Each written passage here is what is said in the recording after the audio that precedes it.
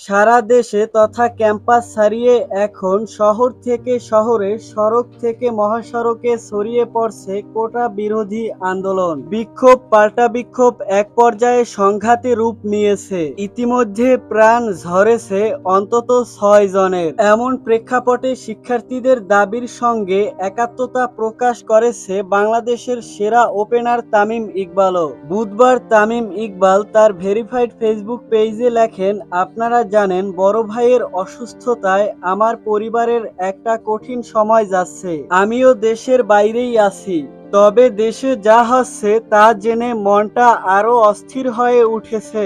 কোনো রক্তপাত, কোনো মৃত্যু কাম্য নয়। তরুণরাই দেশের ভবিষ্যৎ। তাই কোনো সংঘাত নয়, আলোচনায় সমাধান হোক। এই অস্থিরতা দ্রুত কেটে যাক। দেশ ও দেশের মানুষ ভালো থাকুক। বড় ভাই নাফিস ইকবালের অসুস্থতার মধ্যেও শিক্ষার্থীদের সঙ্গে একাত্মতা প্রকাশের এমন পোস্টে তাকে নিয়ে নেটিজেনরা প্রশংসায় ভাসাচ্ছেন।